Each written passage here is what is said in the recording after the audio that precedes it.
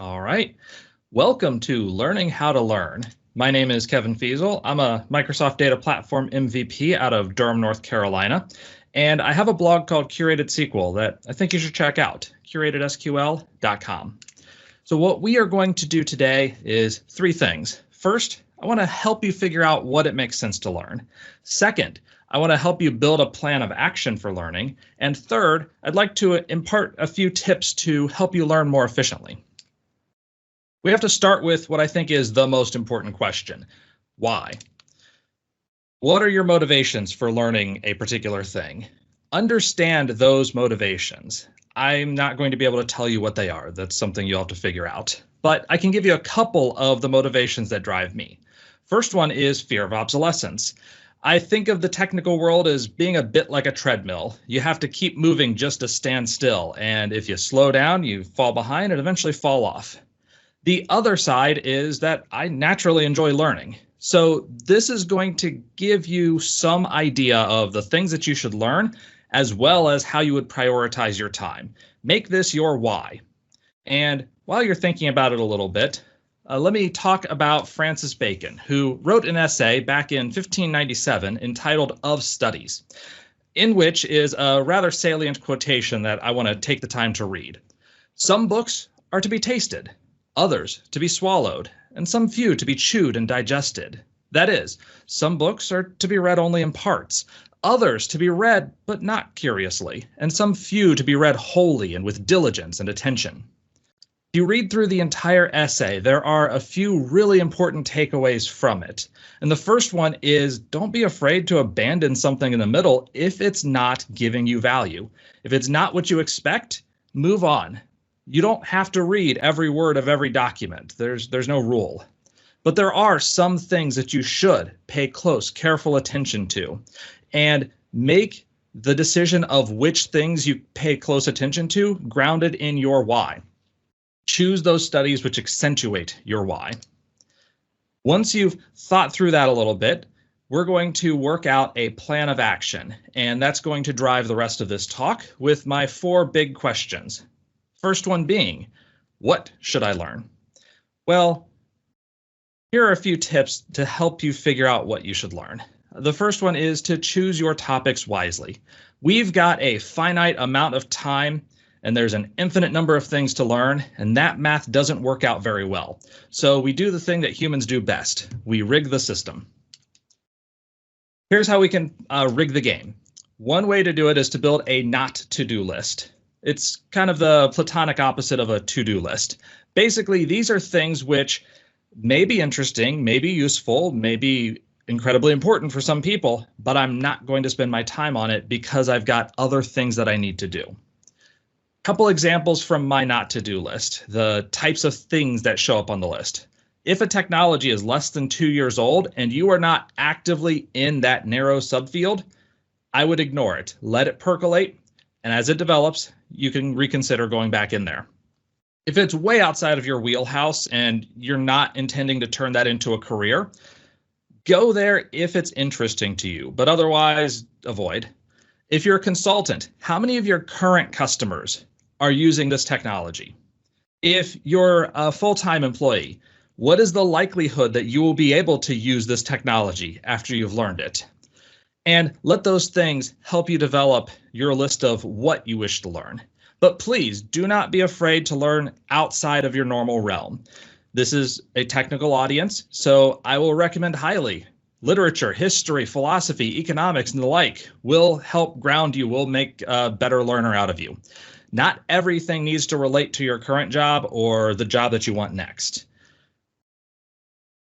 To explain why I think this is so important, let me talk about the Sherlock Holmes effect. So in the novels, Sherlock Holmes could identify by scent every major and minor brand of pipe tobacco, and yet he did not know nor care whether the earth revolved around the sun or vice versa.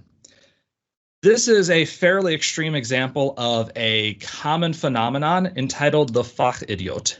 A Fachidiot is somebody who knows so much about a very specific subgenre that, and to the exclusion of everything else in the world. Don't be a Fachidiot.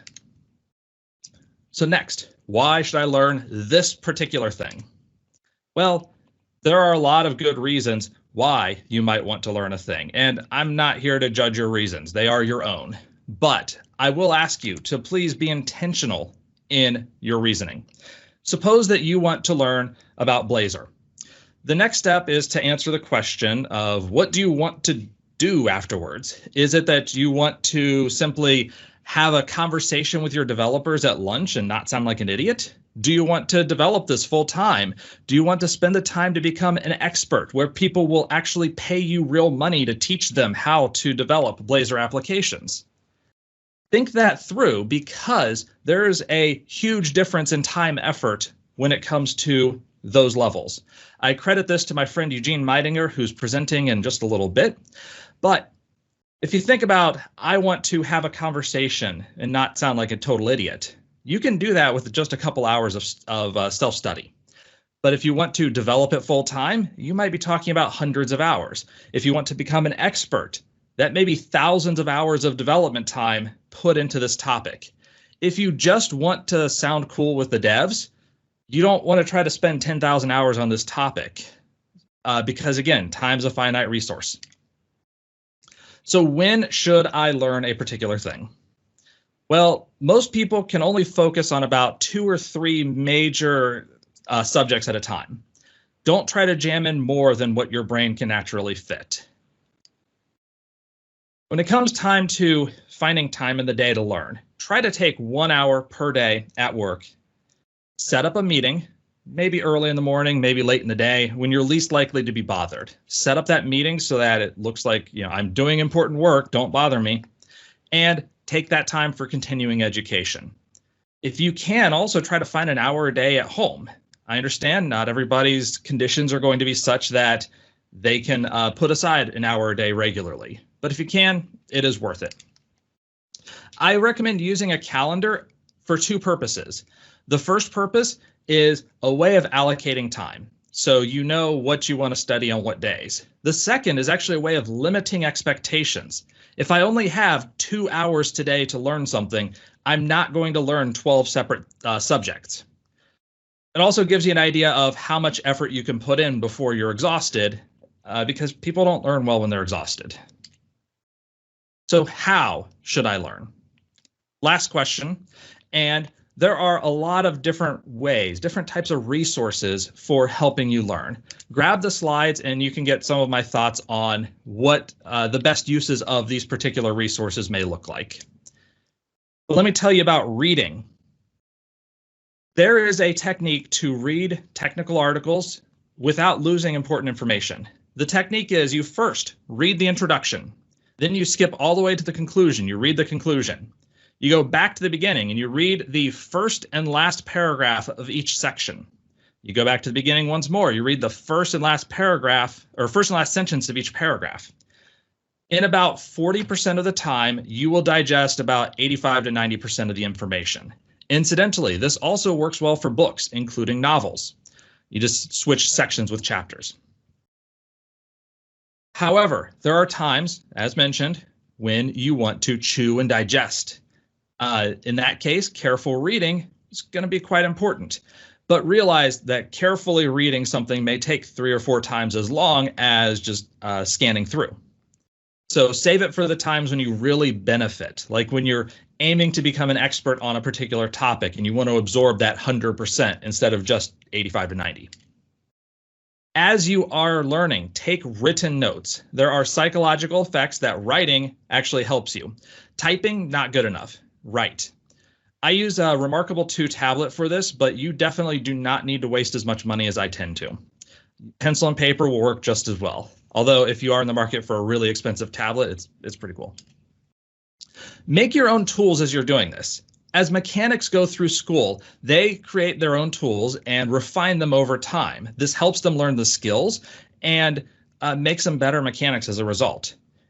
For technical people, create your own examples and demos. Don't just take the stuff we give you, change it, make it your own, and get to seeing somebody do a job and then doing the job itself. So you see it to learn, you do it to internalize, and then you teach it to really understand the topic. Even if you're not teaching directly to other people, it's going to be fine. Over the course of this talk, we've looked at different techniques for learning in a busy world, prioritizing tasks, expected levels of effort, discovering time, and making the best use of that. If you want to get the slides and more information, go to csmore.info/on/learning. If you have any questions, please do feel free to give me an email or hit me up on Twitter. And thank you, everybody.